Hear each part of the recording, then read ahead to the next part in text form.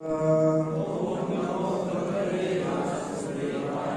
नमो भगवते वासुदेवाय। ओम नमो भगवते वासुदेवाय। नारायणं नमस्कृत्यं नरं चैव नरोत्तमं देवीं सरस्वतीं व्यासं ततो जयमुदीरये। नष्टप्रायेषु भद्रेषु नित्यं भागवत सेवया भगवती उत्तम श्लोके भक्तिर्भवति नैष्ठकी। कृष्णाय वासुदेवाय देवकी नंदनाय च नंदगोपकुमाराय गोविंदाय नमो नमः। हरे कृष्णा। सभी का स्वागत है श्रीमद् भगवद गीता का जो हमारा पिछले सप्ताह से चल रहा है।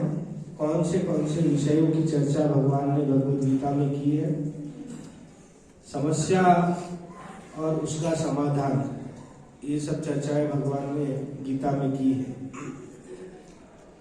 लेकिन कौन व्यक्ति उन समस्याओं को और उसके समाधान को समझ पाता है, वो व्यक्ति कितना भगवद गीता में उतरने का प्रयत्न करता है, इसके ऊपर आधारित है। जैसे उदाहरण दिया था हमने, इस समुद्र में यदि कोई ऊपर सतह पर रहता है तो उसे सिर्फ मछलियां मिलेंगी जिसकी विशेष कीमत नहीं होती। जितना गहराई में जाएगा उतना उसे कीमती पदार्थ प्राप्त होंगे। तो भगवद गीता भी एक समुद्र सम है। तो इस समुद्र में अच्छा गोताखोर जो है, जो एक्सपर्ट गोताखोर वो है जो इसमें गहरा उतरे और इसमें से बहुत सारी शिक्षाएं प्राप्त करे। पिछली बार हमने कुछ विषय चर्चा किए थे, जिसमें क्रोध के बारे में चर्चा किया था, उसका परिणाम और दूर करने के उपाय। कंफ्यूजन के बारे में किया था कि व्यक्ति जब कंफ्यूज हो जाए, समझ में ना आए मार्ग, तो क्या करना चाहिए। भगवान ने बताया था इस प्रकार से, शिष्यस्तेहं साधुकाम त्वां प्रपन्नम। तो जो व्यक्ति को समझ में ना आए उसे ऐसे गुरु के संसर्ग में जाना चाहिए जो गुरु हमारा मार्गदर्शन कर सके, तत्वदर्शी गुरु। ईर्ष्या के भाव से कैसे मुक्त हुआ जा सकता है, उसमें एक स्टोरी सुनाई थी, याद हो आपको, तो हाथ काटने की, याद है। एक व्यक्ति को वरदान मिला, भगवान ने कहा कि जो आप मांगोगे वो मिलेगा। वो बहुत प्रसन्न हुआ। भगवान ने कहा आपको एक मिलेगा तो बाजू वाले को दो मिलेगा। वो बेचारा चिंता में पड़ गया, फिर भी मांगने लगा, एक एक करके मांगता रहा। जो वो मांगता बगल वाले को डबल मिलता। तो ईर्ष्यावश उसने कहा कि भाई प्रभु मेरा हाथ काट दो एक, तो बाजू वाले का दो कटेगा। ऐसा सोच करके उसने वरदान मांगा था ईर्ष्यावश। लेकिन भगवान ने कहा कि भाई मैंने देने की बात की थी, लेने की नहीं। देने का वरदान दिया था, हाथ काट के ले लेने का नहीं। तो तेरा तो दोनों कटेगा, तेरा एक कटेगा हाथ और उसका एक भी नहीं। ये ईर्ष्या के भाव से कैसे मुक्त किया जा सकता है। किसी की मृत्यु से, शोक से कैसे बच सकते हैं। बहुत सारे लोग शोक मग्न हो जाते हैं। परिवारी जन, किसी नजदीक के व्यक्ति का मृत्यु हो जाए, सभी विशेष ध्यान दें। कोई भी बालक अगर आवाज कर रहा हो, डिस्टर्ब कर रहा हो, माता पिता स्वयं से सतर्क होकर के उसे शांत कराए या बाहर लेकर के बैठ जाए। कथा में खलल ना पड़े, इसका विशेष सभी ध्यान दें। बालक आवाज करता हो, बाहर लेके बैठ जाए, आपके कारण बाकी लोगों को समस्या नहीं होनी चाहिए। आलसपन को कैसे दूर कर सकते हैं, इसके बारे में भी भगवान यहाँ चर्चा कर रहे हैं। आज का हम प्रारंभ करते हैं। पापी व्यक्ति के लिए आशा की किरण, ये पिछली बार चर्चा किया था लेकिन जल्दबाजी में नहीं हो पाया था अच्छे से, तो रिपीट करते हैं। तो पापी व्यक्ति के लिए आशा की किरण, भगवान पापी व्यक्ति के लिए क्यों आशा की किरण प्रदान कर रहे हैं। संसार में अधिकतर लोग कुछ न कुछ पाप कर्म में संलिप्त हैं। आप में से कोई ऐसा है जिसने किसी दिन कभी कोई पाप ना किया हो? कोई है ऐसा? हाथ ऊपर करिए जिसने कभी पाप ना किया हो। हमने तो किया है, सबने किया है ना। तो भगवान जानते हैं कि भाई ज्यादातर प्रायः कलयुग में अधिकतर लोग पापी ही होंगे। कुछ जानबूझ करके किए गए पाप होंगे, कुछ अनजाने में किए गए पाप होंगे, लेकिन पापी तो सभी। हाँ, कोई खीरा चोर, कोई हीरा चोर। हाँ, यहाँ पे सब चोर ही चोर है। तो भगवान कहते हैं चौथे अध्याय के 36वें श्लोक में, अपि चेदसि पापेभ्यः सर्वेभ्यः पापकृत्तमः सर्वं ज्ञानप्लवेनैव वृजिनां सन्तरिष्यसि। यदि तुम्हें समस्त पापियों में भी सर्वाधिक पापी समझा जाए तो भी तुम दिव्य ज्ञान रूपी नाव में स्थित होकर दुख सागर को पार करने में समर्थ हो। अगर कोई व्यक्ति बड़ा पापी है लेकिन उसके पास ज्ञान रूपी नौका है, ज्ञान रूपी नौका क्या है? भगवद गीता। ऐसी ज्ञान रूपी नौका है तो समुद्र कितना भी अथाह हो, यदि आपके पास नौका हो अच्छी चलने वाली बिना होल के, तो निश्चित रूप से आप उस समुद्र से पार निकल जाएंगे। तो पाप रूपी समुद्र में ज्ञान रूपी नौका भगवद गीता है। ये यदि हम प्राप्त कर पाते हैं तो निश्चित रूप से हमारा पार करना संभव है। एक बार बंगाल की बात है, पहले बारात जाती थी दूर दूर, तो बारात ब्याह तय हुआ था तो नदी के मार्ग से जाना था। उस समय इतना रोड वाला यातायात इतना विकसित नहीं था, तो नदी के मार्ग से जाना निश्चित हुआ। सारे बाराती, दूल्हा, सब लोग बैठ गए नौका के ऊपर। रात को चलना था और सवेरे पहुंचना था। तो नाविक चालू किया उसने, वो मशीन वाला नहीं था, हाथ वाला था, चप्पू।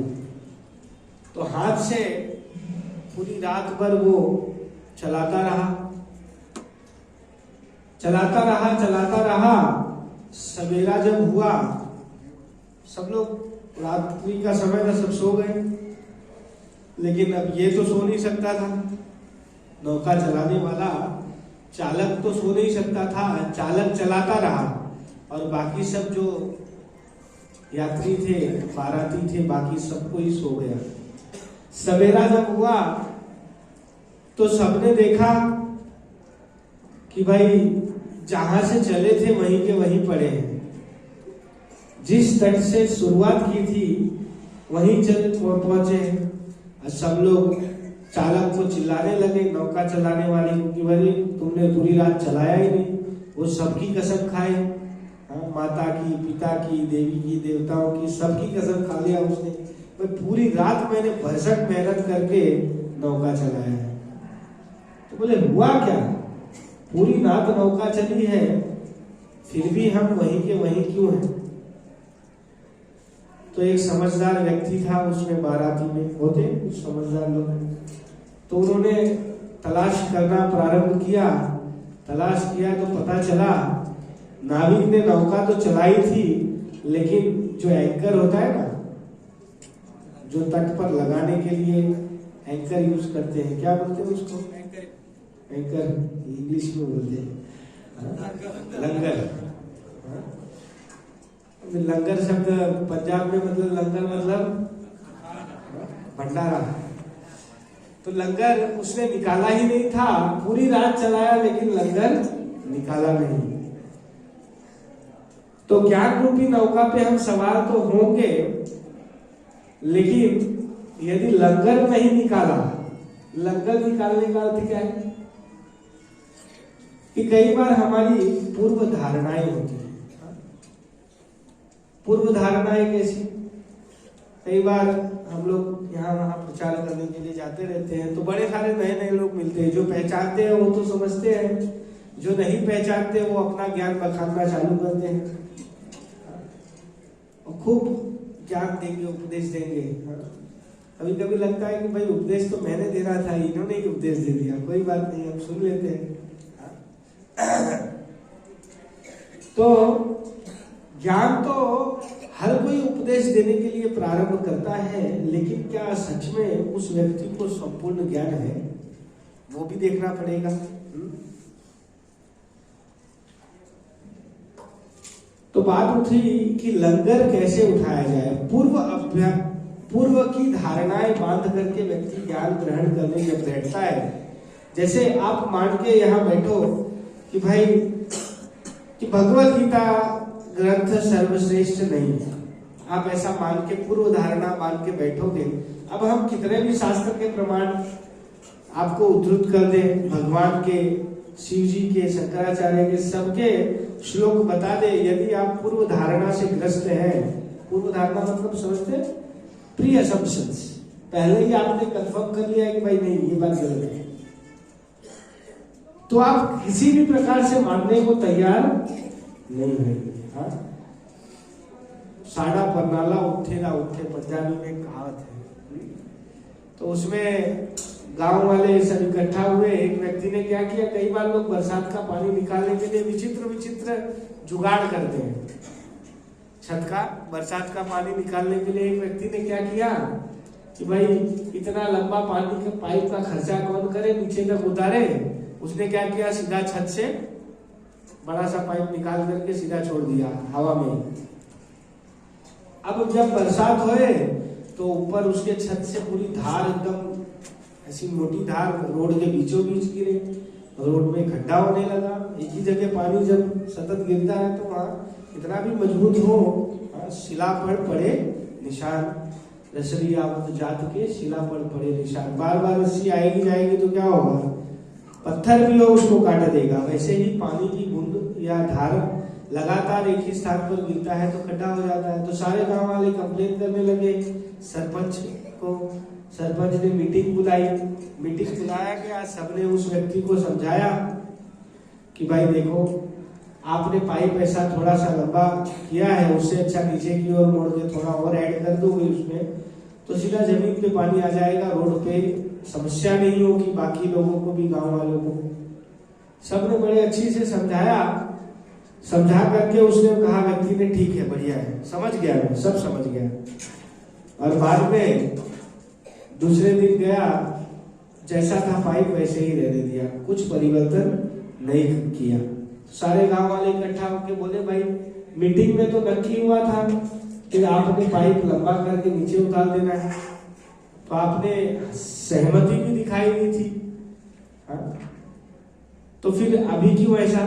तो उसने पंजाब का गांव था, तो पंजाबी में कहा कि पंचों का फैसला सरमत थे, कि पंचों का फैसला, जो सरपंच थे उनका फैसला सरमत थे, पर सारा परनाला उठे ना उठे।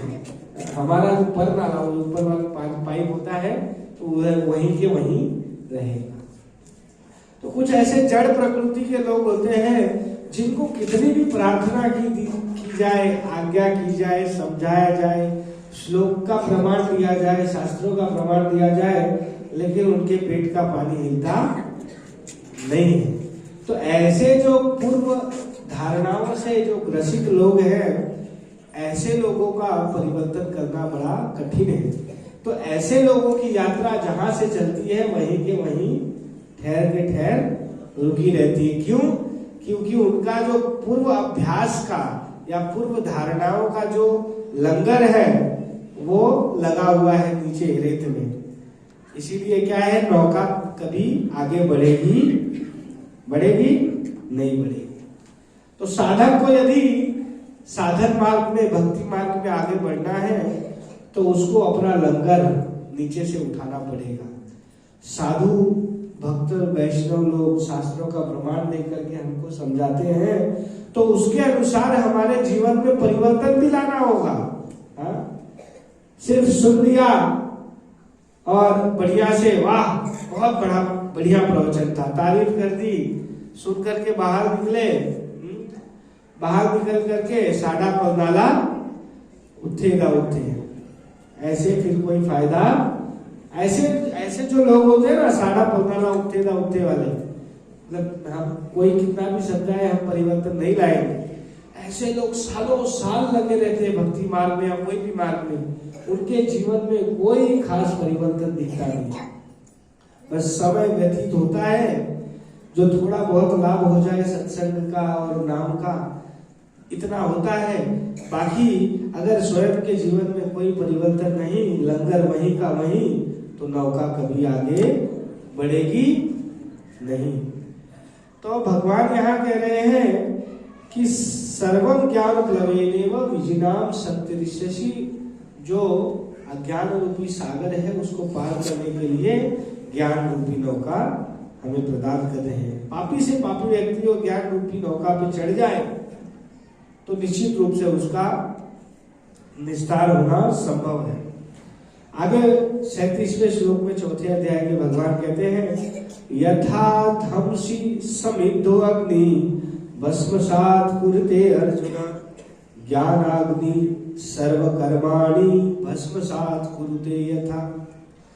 जिस प्रकार से अग्नि में कितनी भी समिधा डाल दी जाए, हवन कुंड होता है, यज्ञ करते हैं, उसमें आप समिधा कितना भी डालते रहो, धीरे धीरे धीरे धीरे करके डालते रहो, इकट्ठे नहीं। हाँ, कैसे? धीरे धीरे धीरे धीरे कितनी भी समिधा अग्नि में डाली जाए, जिस प्रकार से अग्नि सारी समिधा को भस्मसात कर देती है, नष्ट कर देती है, उसी प्रकार से ज्ञान अग्नि दग्ध कर्माणा सर्व कर्माणा भस्मसात कुरुते यथा।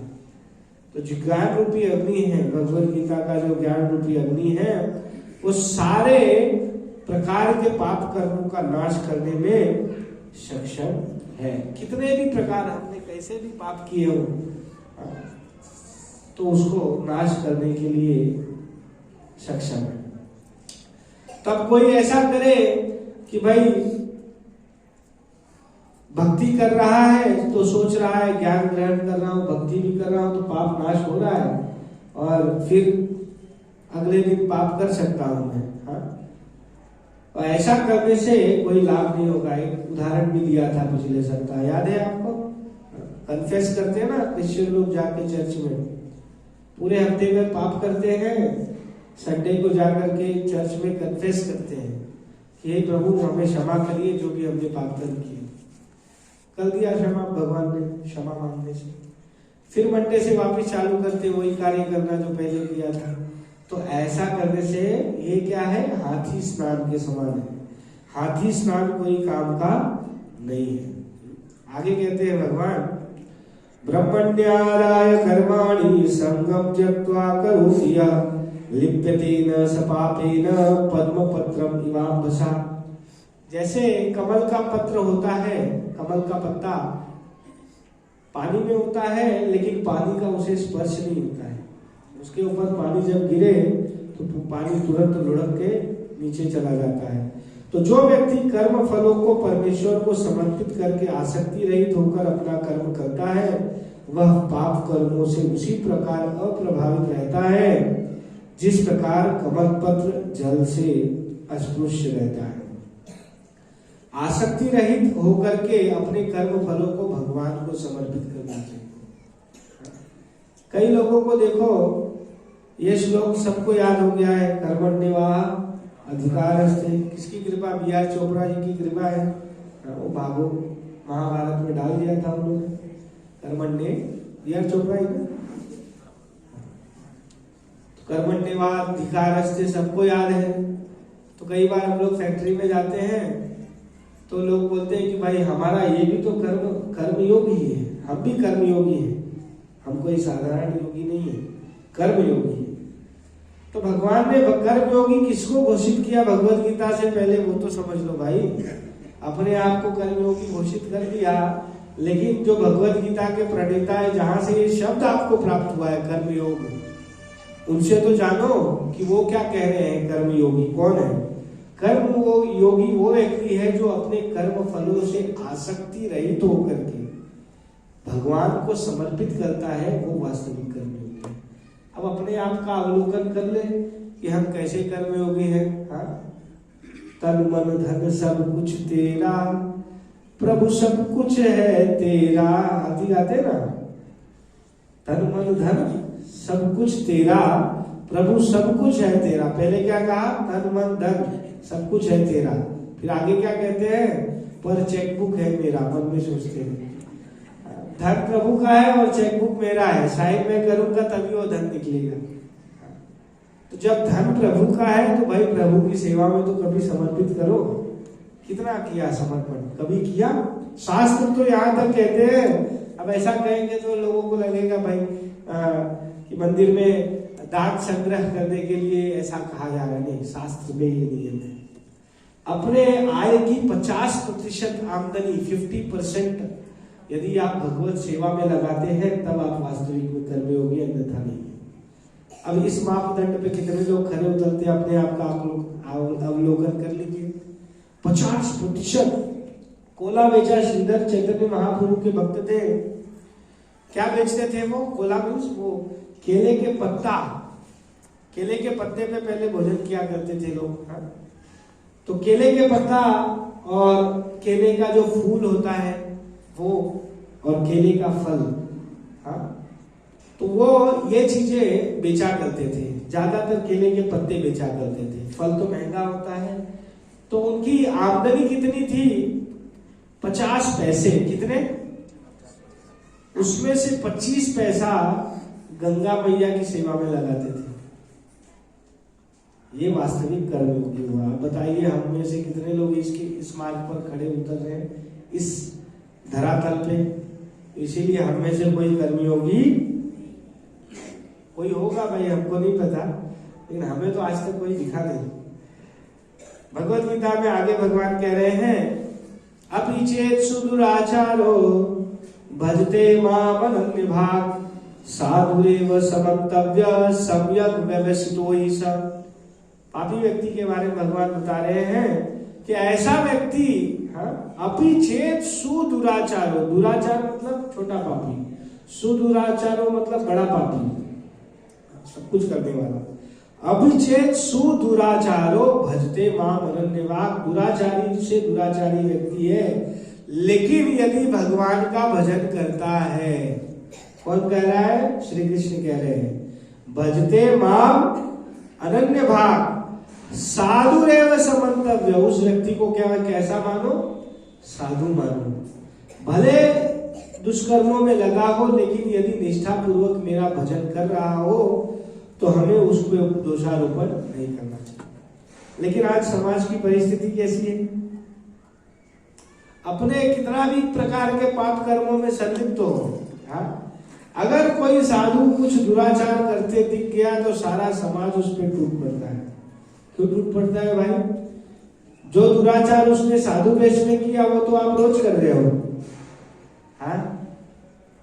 तो हमको किसने लाइसेंस दे दिया कि हम उस व्यक्ति को, हम हमारे हाथ पाप से ना रंगे हों तो हम उसको बारे में बोलने के अधिकारी हैं? हम स्वयं पापी हैं, नियमित रूप से वही कार्य कर रहे हैं, पाप कर रहे हैं, तो हमको किसने लाइसेंस दे दिया उसको हम कहें कि भाई तू पापी है?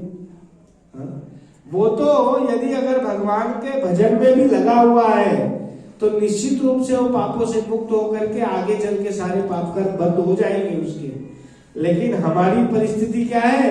जो लोग दोषारोपण उस साधु पे कर रहे हैं, ना तो भजन कर रहे हैं, ऊपर से साधु के ऊपर दोषारोपण करने के कारण और बेड़ा गलत होगा। कोई कहे कि भाई आप ऐसा क्यों कह रहे हैं?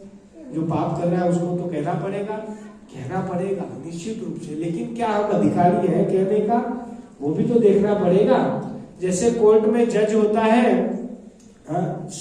दफा 302 फांसी की सजा सुनाता है, उसको पाप कर्म लगते हैं कि नहीं लगते? कोई बता सकता है? जज के कहने के कारण लोगों को फांसी की सजा दी जाती है, हत्या की जाती है उनकी, क्या उसको पाप कर्म लगेगा या नहीं लगेगा? कोई बता सकता है क्यों नहीं लगेगा? ड्यूटी कर रहा है, राइट आंसर। देखिए, जो जज है उसको न्याय संहिता ने अधिकार दिया है कि तुम फांसी की सजा, दंड दे सकते हो। वो अपने स्वार्थवश किसी को दंड नहीं दे रहा है।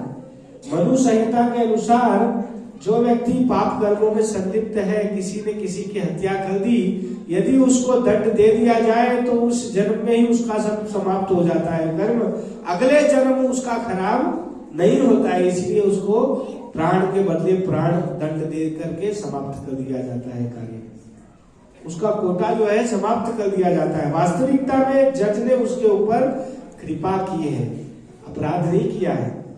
तो जज को अधिकार दिया गया है कि तुमने फांसी की सजा सुनानी है, इसीलिए उसको पाप कर्म लगेगा नहीं। हाँ, वैसे ही यदि हम दोषारोपण किसी के ऊपर कर रहे हैं, किसी साधु के ऊपर दोषारोपण कर रहे हैं, हाँ, तो हम क्या अधिकारी हैं उसके ऊपर दोषारोपण करने के कि नहीं, वो देखना पड़ेगा ना। हमारे हाथ खुद रखे हैं, हम बोले हाँ एक फांसी की सजा वाला दूसरे व्यक्ति को फांसी की सजा सुनाए, तो कहां तक ये युक्ति संगत बैठता है? युक्ति संगत है नहीं है। भगवान कह रहे हैं यदि कोई जघन्य से जघन्य कर्म करता है, किंतु यदि वह भक्ति में रत रहता है तो उसे साधु मानना चाहिए, क्योंकि वह अपने संकल्प में अडिग रहता है। भगवान के भजन में लगा रहे तो उसे कहा जाएगा।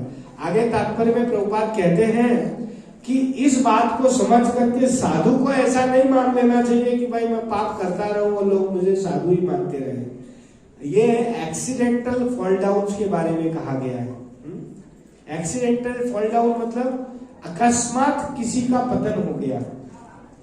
कैसा पतन हो गया? जैसे विश्वामित्र मुनि का हुआ था। मेनका अप्सरा आई और उनका पतन हुआ, लेकिन फिर भी उनको ब्रह्म ऋषि माना गया।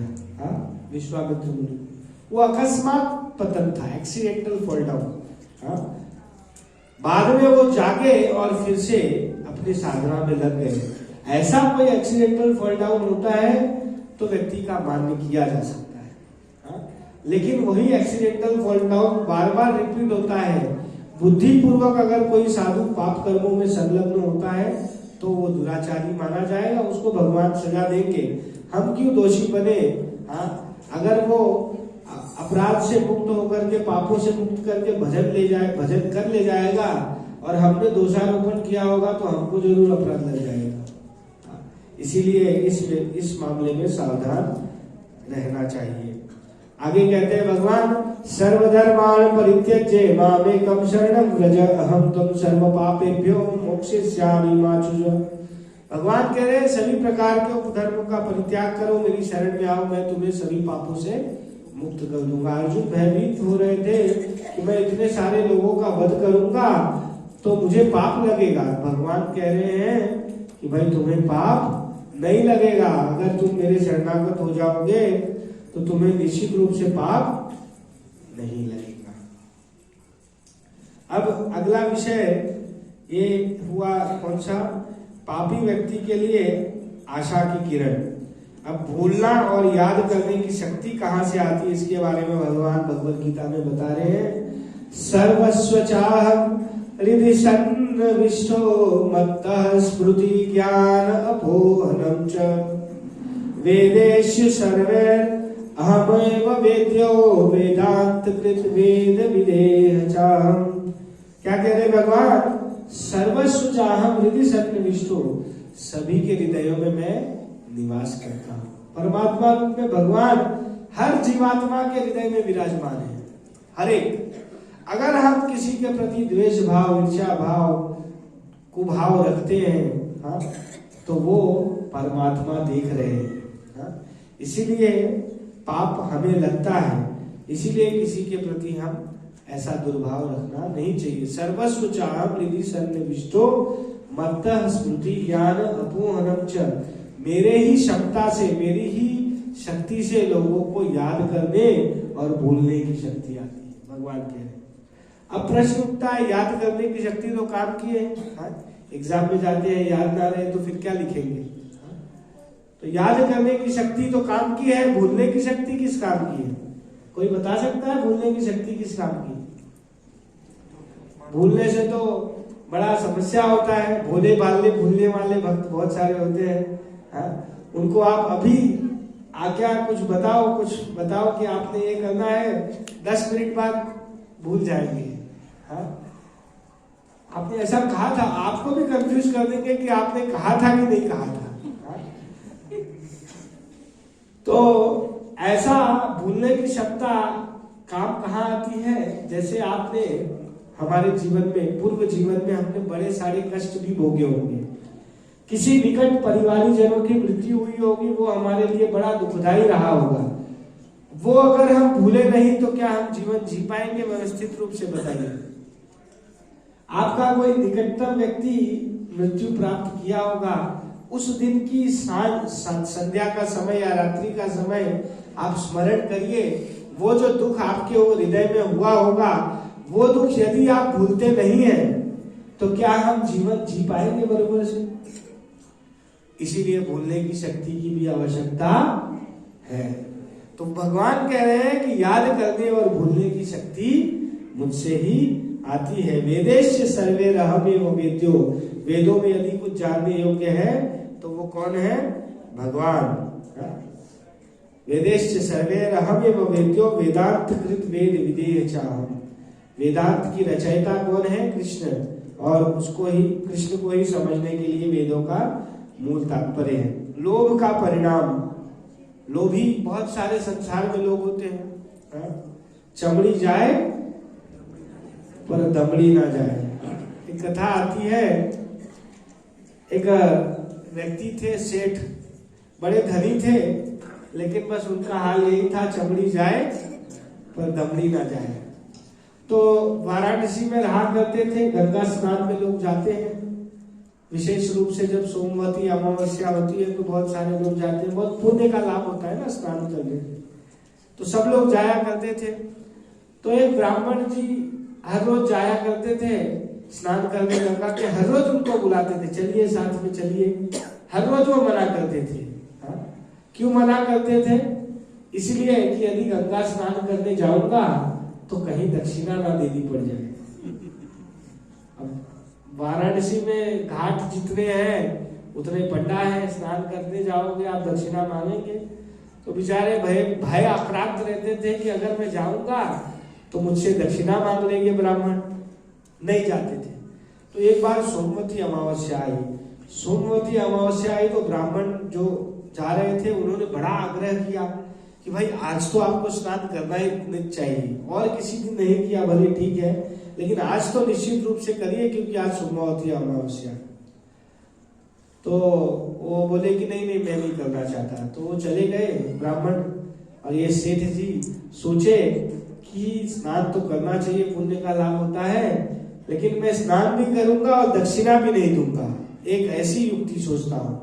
तो उन्होंने क्या किया, ढूंढ करके ऐसी जगह गए जहां घाट नहीं था, जहां कोई स्नान करने जाता नहीं था। वहां ब्राह्मण आएंगे ही नहीं, क्यों? पता है कि कोई यहाँ स्नान नहीं करता। ऐसा सोच करके वो गए। जैसे ही डुबकी लगाई, हर हर महादेव, जय गंगा मैया, जैसे डुबकी लगा के बाहर निकले, सामने ब्राह्मण देवता खड़े। बोले आइए आइए आइए सेठ जी आइए, स्नान हो गया?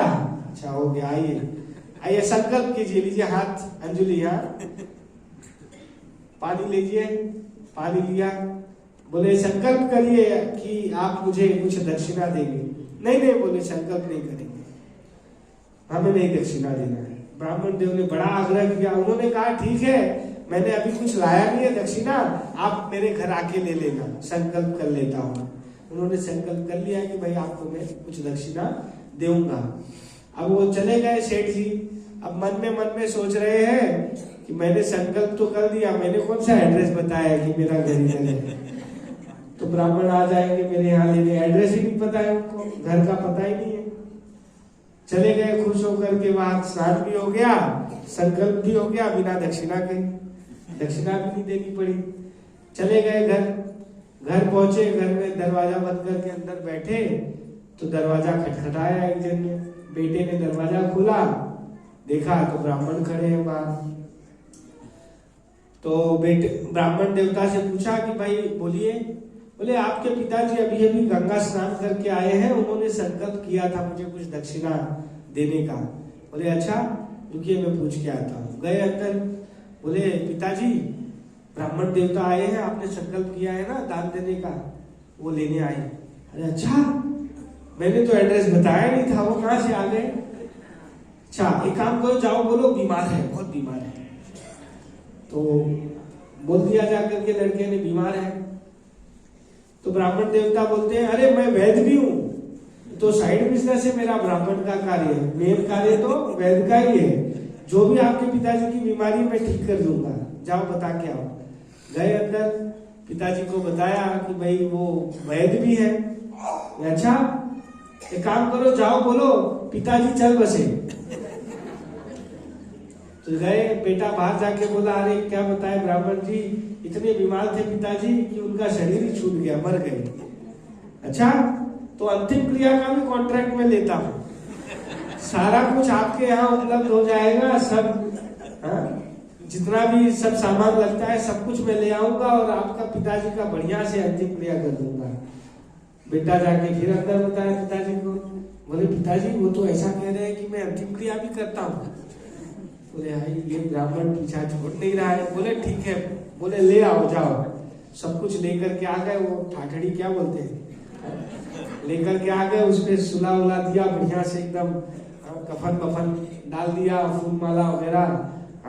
सब लोग सोचने लगे ये हो क्या रहा है, अभी तो जीवित थे, मर कैसे गए। बेटे को पता था पिताजी नाटक कर रहे हैं, बोले ठीक है। फिर बाद में ब्राह्मण ने सब नाक वाक के यहाँ ऐसे उंगली उंगली रख के चेक किया तो एकदम रियल नाटक कर रहे थे मृत्यु का, श्वास भी नहीं चल रही थी। अब बच्चे बेचारे सोचने लगे नाटक करते करते कहीं सच में तो पिताजी चल नहीं बचे, श्वास भी बंद हो गई है। ले लिया, उठाया, सबने राम नाम सत्य है, राम नाम कर करके लेकर के चले गए। गंगा के तट पर पहुंचे, जलाने के प्रारंभ रखा और जलाने वाले थे तो ब्राह्मण ने कहा, बेटे को बुलाया, इधर आओ। बोले मेरे पास एक ऐसा मंत्र है जिससे तुम्हारे पिताजी को मैं जीवित कर सकता हूँ। बोले अच्छा तो जीवित कर दीजिए। बोले उसके लिए आपको 300 रुपए दक्षिणा में देने पड़ेंगे। तो बेटे ने कहा कि भाई पिताजी, उसको लगा कि मृत्यु हो गई है क्योंकि ऐसी नाटक किया था पिताजी ने। उसने बोला हाँ जीवित कर लीजिए, 300 रुपया दे देंगे आपको। बोले ठीक है।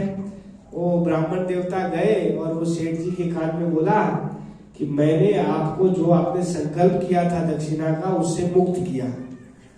जैसे ही ये मंत्र बोला मुक्त किया, तुरंत वो जो सेठ जी थे वो खड़े हो गए। सब लोग खुश थे, जोर जोर से तालियां बजने लगी, यार चमत्कार हो गया, चमत्कार हो गया, जीवित हो गए पिताजी। तो ब्राह्मण देवता बोले ठीक है बेटा लाओ फिर दक्षिणा दे दो। पिताजी को जाकर बोले पिताजी 300 रुपए का मैंने संकल्प किया है। बोले बेटा तूने तो नुकसान करा दिया है, मैंने तो 30 रुपए का ही संकल्प किया था, तूने 300 लगवा दिए।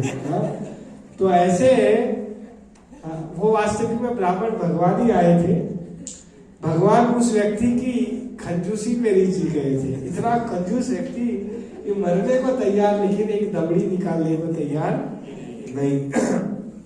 तो जो इस प्रकार से लोभी लोग होते हैं, लालची लोग, उनके चमड़ी चली जाए पर एक दबड़ी उनके जेब से निकलती नहीं है।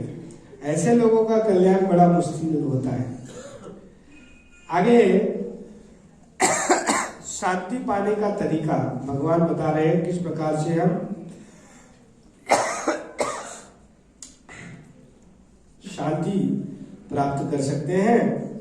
भोक्ताराम यज्ञतपसाम सर्वलोक महेश्वरम सुहृदम सर्वभूतानाम ज्ञात्वा माम शांतिमिच्छति।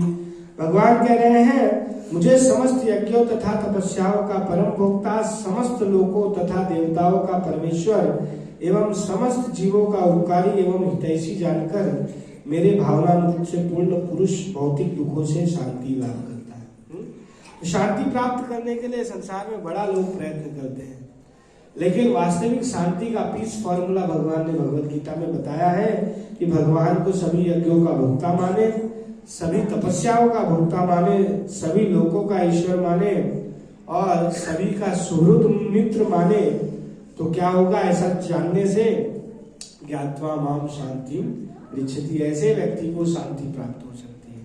बाकी आप शांति शांति चिल्लाते रहोगे, कोई शांति नहीं आने वाली है। आगे भगवान निरुत्साह से उत्साह की ओर। कई बार हम जीवन जीते जीते, भक्ति मार्ग में भी या भौतिक जीवन जीते जीते भी निरुत्साही हो जाते हैं, उत्साह घट जाता है, क्या करे क्या ना करे। बहुत प्रयत्न करते हैं, बार बार पराजय प्राप्त होती है, तो उस समय व्यक्ति बड़ा निरुत्साही हो जाता है। तो ऐसे निरुत्साही के लिए भगवान बता रहे हैं, अर्जुन जैसे निरुत्साही हो गए थे, अपना गांडीव छोड़ करके बैठ गए थे रथ पर। गांडीवम संसुतम, मेरे हाथ से गांडीव छूट रहा है प्रभु, त्वक्चैव परिदायते, मेरा चमड़ी जल रही है। ऐसा अर्जुन कह रहे हैं। तो भगवान कहते हैं तस्मात् उत्तिष्ठ यशो लभस्व, हे अर्जुन उठो और क्या करो? यशो लभस्व, यश प्राप्त करो। जित्वा शत्रुन भुंक्ष्व राज्यम समृद्धम, शत्रुओं को जीतो और समृद्ध राज्य का भोग करो। मयैवैत निहितान पूर्वमेव निमित्त मात्रम भविष्यव्य साची, हे अर्जुन ये मेरे द्वारा पहले ही सारे मारे जा चुके हैं, तुम क्या हो? निमित्त मात्रम भविष्यव्य साची, निमित्त बन जाओ बस। तो ऐसे ही हमारे जीवन में बहुत कुछ शुभ ही शुभ वास्तविक में घटित होता है। जैसे एक मंत्री थे राजा के, वो सदैव यही मंत्र बोला करते थे, जो होता है अच्छे के लिए होता है। तो राजा एक बार शिकार करने गए, नहीं, एक बार राजा कुछ खेल खेल रहे थे, खेलते खेलते क्या हुआ, उनकी उंगली कट गई। उंगली कट गई तो ये मंत्री जी स्वभाव में हमेशा बोलते थे जो होता है अच्छे के लिए होता है। राजा को गुस्सा आया, यहाँ मेरी उंगली कट गई और ये बोल रहा है अच्छा हुआ। राजा ने उसको जेल में डाल दिया। जेल में डाल दिया, थोड़ा दिन व्यतीत हुआ, फिर राजा शिकार करने गए। शिकार करने गए तो क्या हुआ, शिकार करते करते सेना से बिछुड़ गए, अकेले पड़ गए। भीलों ने उनको पकड़ लिया और भील लोग बलि देते हैं, नर बलि देने के लिए उनको ले जाया गया, बढ़िया एकदम नहला धुला करके, माला वाला पहनाई, बढ़िया सा खिलाया पिलाया। जब परीक्षण करने लगे तो देखा एक उंगली कटी है। ब्राह्मण जो उनका पुजारी होगा, उसने कहा कि भाई इस व्यक्ति की बलि नहीं दी जा सकती, इसका अंग भंग है, ये बलि के लायक नहीं है, छोड़ दो इसको।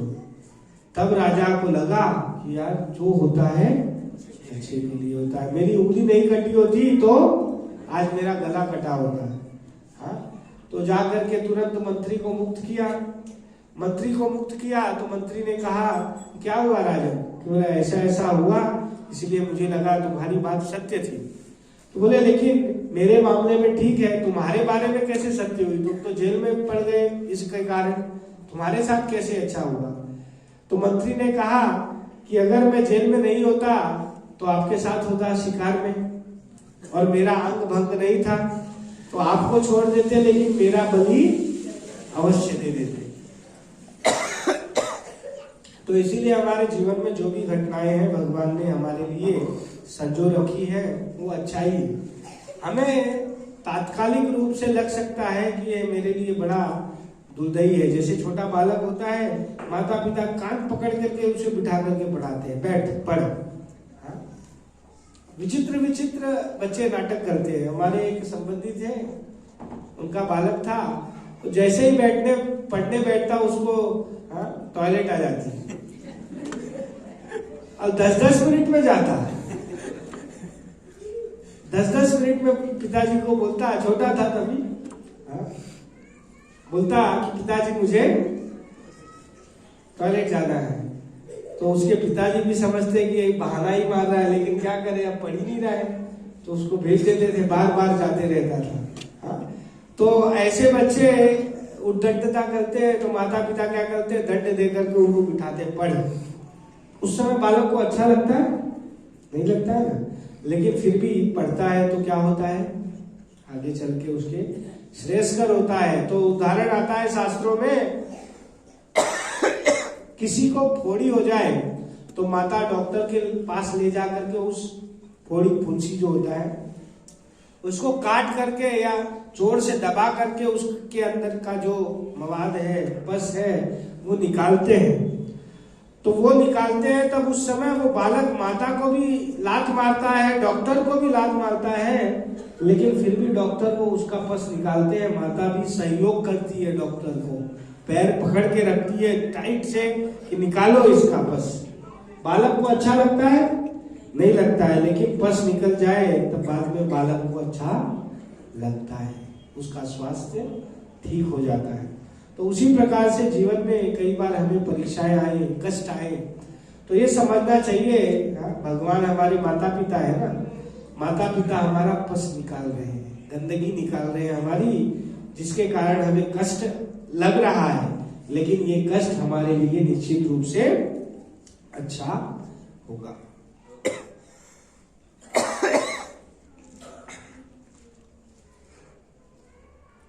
आगे भगवान कृष्ण द्वारा हमें भरोसा दिया जाता है। क्या भरोसा है भगवान ने दिया? ये यथा मां प्रपद्यन्ते तांस्तथैव भजाम्यहम् मम वर्तमान वर्तन्ते मनुष्याः पार्थ सर्वशः। जिस भाव से सारे लोग मेरी शरण ग्रहण करते हैं उसी के अनुरूप मैं उन्हें फल देता हूं। हे पार्थ, प्रत्येक व्यक्ति सभी प्रकार से मेरे पथ का अनुगमन करता है। हर व्यक्ति भगवान के पथ का अनुगमन कर रहा है, और भगवान जैसे जैसे व्यक्ति जिस भाव से शरण ग्रहण करता है उस अनुरूप ही फल देते हैं।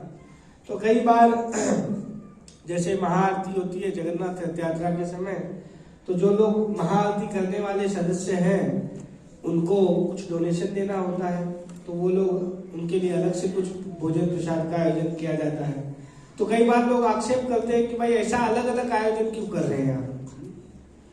तो ये बात भगवान भगवत गीता में ही सिद्ध करते हैं कि ये यथा मां प्रपद्यन्ते, जो जिस भाव से मेरी शरण में आता है मैं भी उस प्रकार से उसको प्रतिफल प्रदान करता हूं। तो जैसा वो शरण में आया, भगवान को कुछ सहयोग राशि दान दी तो उसको उस प्रकार से आयोजन मिला, और जिसने कुछ नहीं दिया उसके लिए भी प्रसाद रखा जाता है, लेकिन कुछ विशेष कुछ आइटम कम होती है। तो व्यक्ति आरोपित करता है कि भाई मंदिर भेदभाव कर रहा है। भेदभाव मंदिर नहीं कर रहा है, आपने भेदभाव किया है। आप चाहते तो आप भी उस लाइन में बैठ सकते थे, आप भी सहयोग करते और आप भी जाकर के वहां लेते। तो उस समय आपने तो भेदभाव किया, लेकिन आप चाहते हो कि आपके साथ भेदभाव ना हो। जो एक समाज की रीति है या समाज में व्यवहार है, आप जाओगे एक चाइना का प्रोडक्ट कोई बिक रहा है 25 रुपए का है, और अच्छा प्रोडक्ट बिक रहा है वो 250 रुपए का है, और आप जाकर के लोग 25 रुपया दोगे तो आपको कौन सा प्रोडक्ट मिलेगा? तो ये यथा मां प्रपद्यन्ते तो सर्वत्र है, हर जगह वैसा ही है। हाँ, जैसे कंपनी है, एक ही कंपनी में कई सारे वर्कर्स होते हैं, लेकिन कोई वर्कर बड़ा अच्छे से कार्य करता है, हाँ, तो उसको मालिक इंसेंटिव्स देते हैं, उसको अपग्रेडेशन, उसका पद बढ़ाया जाता है।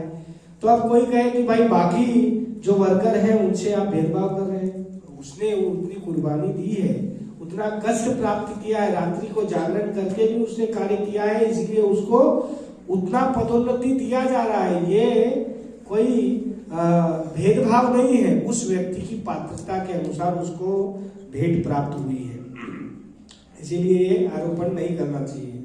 आगे कहते हैं भगवान, अनन्यश्चिन्तयन्तो मां ये जना पर्युपासते तेषां नित्य अभियुक्तानां योगक्षेमं वहाम्यहम्।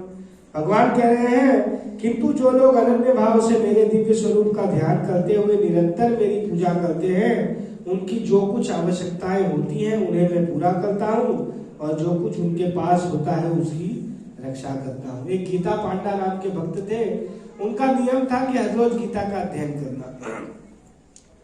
स्वाभाविक रूप से गरीब थे, भगवान के भक्त गरीब होते हैं ज्यादातर, तो गरीब थे, लेकिन उनका नियम कभी भंग नहीं करते थे। घर में कुछ भी नहीं था भोजन के लिए भी, तो भी वो हर रोज नियम से समुद्र तट पर जाते और भगवत गीता का पाठ करते। उस दिन उन्होंने घर पे भी पाठ कर रहे थे, तो पाठ करते करते एक श्लोक यही वाला आया, अनन्य सिद्धयंतोमाम, कि भगवान जो भगवान का ध्यान करता है उनकी जो आवश्यकताएं होती है उन्हें मैं पूरा करता हूँ, भगवान कह रहे हैं, और जो कुछ उनके पास है उसकी रक्षा करता हूँ। तो उन्होंने इस पे लाल पेन से, लाल स्याही से लाइन मार दिया कि भगवान पूरा करते होंगे या कराते होंगे। स्वयं से तो नहीं आएंगे भगवान, शायद कराते होंगे। जैसे लाइन मार करके फिर बाद में समय हुआ उनका समुद्र तट पे जाने का, वहां गए, वहां भी अध्ययन करने लगे। यहाँ उनके घर में रोटी पानी कुछ है नहीं, उस दिन सारा राशन खत्म हो चुका है।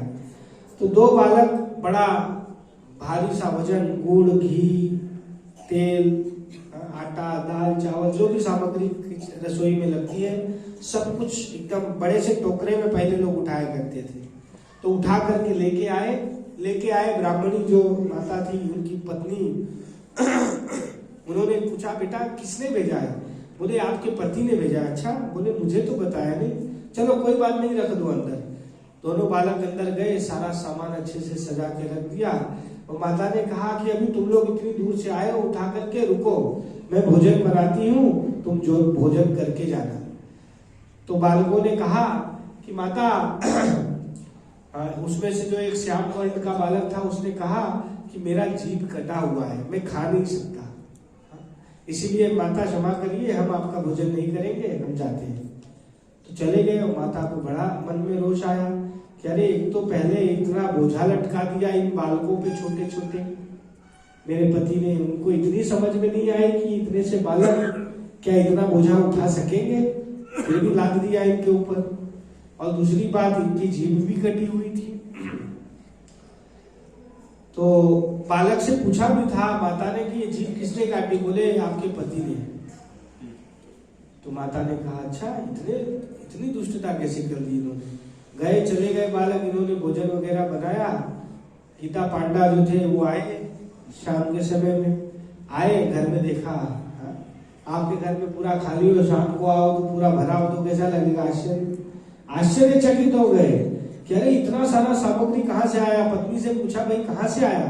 बोले आप ही ने तो भेजा है। मैंने, मेरे पास तो चवन्नी नहीं है, इतना सा सामग्री कहाँ से भेजूंगा मैं? बोले अच्छा, किसने लाया था? बोले दो सुंदर से बालक थे, एक श्याम वर्ण का था, एक गौर वर्ण का था। और वो विशेष बात ये, वो एक जो श्याम वर्ण का था, वो कह रहा था कि आपने उसकी जीभ काट दी है। बोले अच्छा, मैंने तो ऐसा कुछ नहीं किया। तो गए, फिर बाद में घर में भी पढ़ते थे, बाहर भी पढ़ते थे, फिर गीता खोली, वही वाला श्लोक खुला जो लाइन मारी थी उन्होंने। तब उनको स्मरण में आया कि मैंने भगवान की वाणी पे लाइन मारी थी कि भगवान अपने भक्तों का पालन करते हैं, जो वस्तुएं नहीं है वो प्रदान करते हैं, जो है उसका रक्षण करते हैं। ये वचन किसका है? निकला कहां से? जीभ से। उस पे लाइन मारी, मतलब भगवान की जीभ काटी मैंने, इसीलिए वो बालक का जीभ कटा था। और जो श्याम वर्ण का था वो कृष्ण थे, और जो गौर वर्ण के थे वो बलराम जी थे।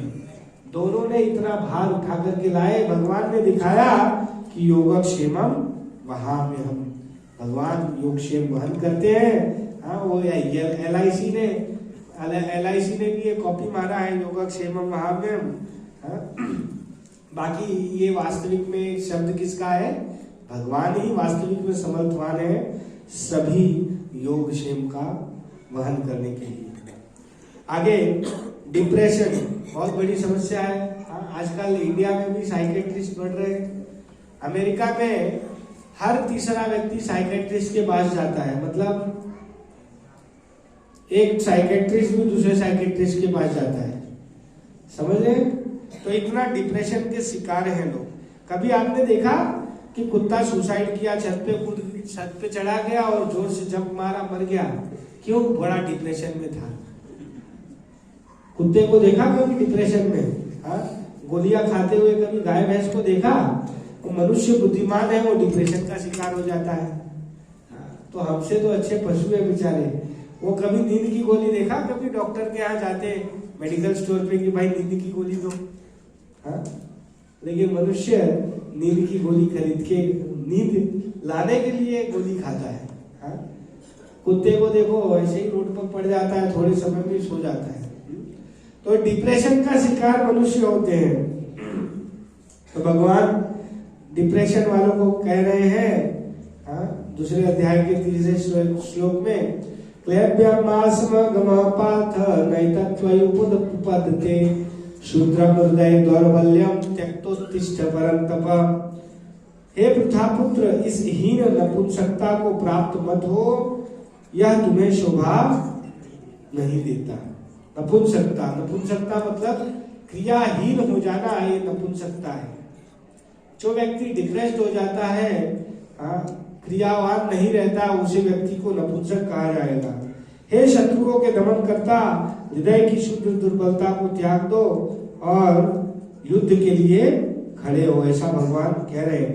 वेद विनाशिनम नित्यम यैनजम अव्ययम कथम स पुरुष पार्थ कम घातयति हन्तिकम।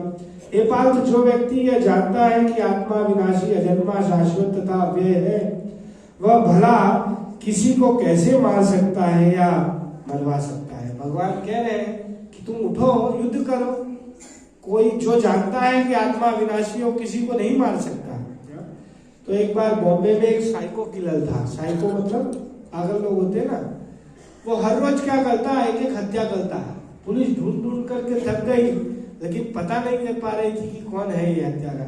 एक दिन पकड़ा, उसको पकड़ करके कोर्ट में ले जाया गया।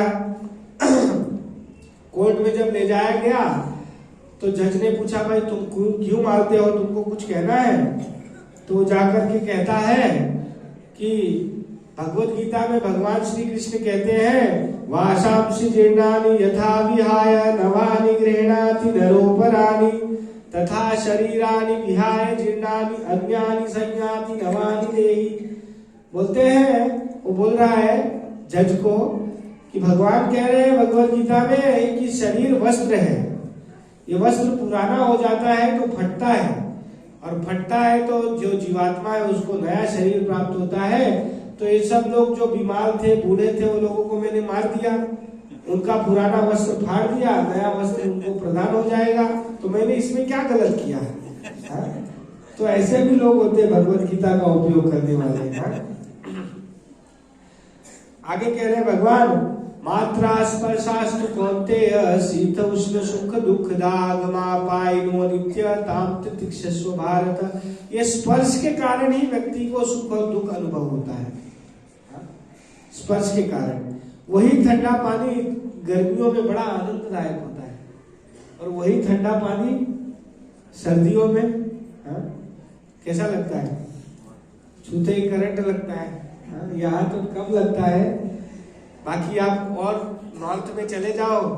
एक बार हम उधमपुर में थे, जम्मू कश्मीर, ठंडियों में, तो ऐसे पानी को स्पर्श करो ना तो ऐसा लगता है 440 वोल्ट का करंट दौड़ गया शरीर में।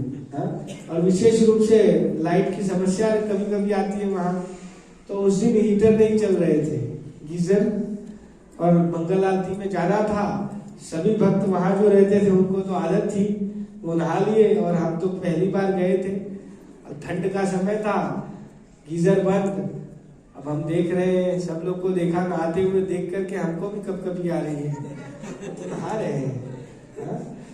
फिर बाद में हमने बड़ी हिम्मत जुटाई, एकदम हिम्मत जुटा करके वो ठंडा पानी, शावर चल रहा था, शावर के नीचे गए, पहले हाथ डाला, पैर डाला, थोड़ा ऐसे पानी शरीर पे, फिर बाद में भगवान का नाम लिया, जय बजरंग बली करके कुछ गए।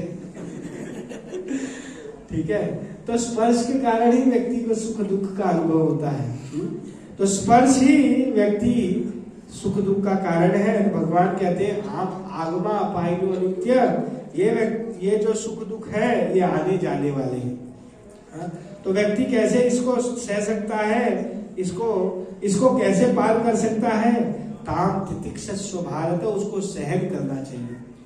तो हमारे जीवन में कई बार हार आए, पराजय आए, तो हमें उसको सहन करके उसको व्यतीत कर देना चाहिए, और ये मंत्र जरूर याद रखना चाहिए, ये दिन भी बीत जाएंगे। ये जो जिसको स्मरण रहेगा दुख में, बहुत डिप्रेशन में नहीं चला जाएगा और सुख में एकदम फूल नहीं जाएगा। ये दिन भी बीत जाएंगे। सुखी है, सुख है तो ये भी बीत जाएगा, और दुख है तो वो भी साथ ही साथ बीत जाएगा। क्षमा का अभ्यास करना चाहिए। भगवत गीता में एक और भगवान यहाँ काम के बारे में बताते हैं, बहुत सारे हैं, समय समाप्त हो रहा है। कामेश क्रोधेश रजोगुण समुद्भव महाक्षणो महापाप्मा विद्येनम वैरिणम। भगवान कह रहे हैं अर्जुन, इसका कारण रजोगुण के संपर्क से उत्पन्न काम है, जो बाद में क्रोध का रूप धारण करता है और इस संसार का सर्वभक्षी पापी शत्रु है। काम सर्वभक्षी पापी शत्रु है और उसको हमने अपने हृदयों में एकदम सजा करके रखा है, प्रोटेक्टेड करके रखा है। काम को निकालना पड़ेगा। भगवान कह रहे हैं तस्वात् इंद्रियम्यादो नियम्या भरतर्षभ पाप मानव प्रजह्येनम ज्ञान विज्ञान नाशनम। इसलिए हे भरतवंशियों में श्रेष्ठ अर्जुन, प्रारंभ में ही इंद्रियों को वश में करके इस पाप के महान प्रतीक काम का दमन करो और ज्ञान तथा आत्म साक्षात्कार के इस विनाशकर्ता का वध करो। तो काम का हमें वध करना पड़ेगा, काम को संयमित करना पड़ेगा। काम को कैसे संयमित किया जा सकता है, बचा जा सकता है? तो भगवान कह रहे हैं यही सब स्पर्श जाभोगा दुख यो नये आद्यवत अंत कौन्तेय नते शिवरमता बुधा।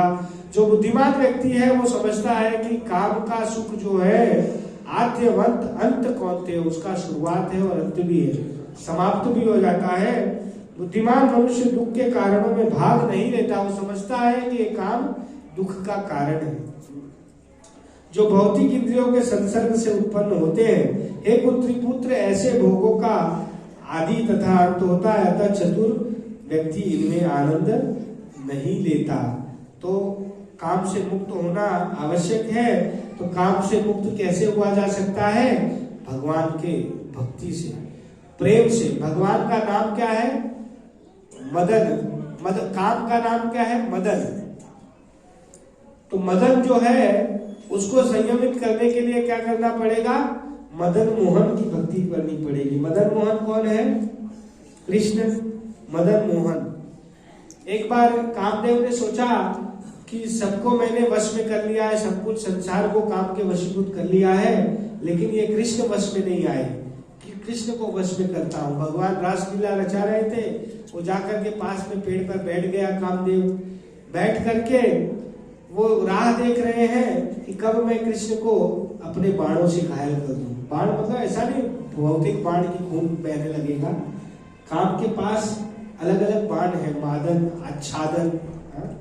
आच्छादन मतलब बुद्धि को मोहित कर लेता है काम, समझ में नहीं आता है कि हम क्या कर रहे हैं। तो तीर लेकर के वो खड़ा है, करते बार बार भगवान मूव किए जा रहे हैं, जगह बदलते जा रहे हैं, बार बार काम अलग अलग जगह निशाना लगा रहा है, लेकिन भगवान के ऐसे करते करते भगवान के मुख पर उसकी दृष्टि पड़ गई कामदेव की। जब कामदेव की दृष्टि पड़ी भगवान के मुख पर, तो भगवान से मोहित होकर के कामदेव चक्कर खा करके नीचे गिर पड़े, बेहोश हो गए। तो इसीलिए कृष्ण का नाम क्या है? मदन मोहन। तो हमको मदन को कंट्रोल में रखना है तो क्या करना पड़ेगा? मदन मोहन की भक्ति करनी पड़ेगी। और मदन मोहन को भी मोहित करने वाली कौन है? श्रीमती राधा रानी। तो इसलिए हमें क्या करना पड़ेगा? राधा रानी का आश्रय लेना पड़ेगा। और राधा रानी का नाम क्या है? मदन मोहन मोहिनी। हरे कृष्णा कृष्णा कृष्णा हरे हरे, हरे राम राम राम हरे हरे। बोलो श्री जगन्नाथ बलदेव सुभद्रा मैया की, श्रीमद् भगवद गीता यथारूप की, जगत गुरु श्री प्रभुपाद की।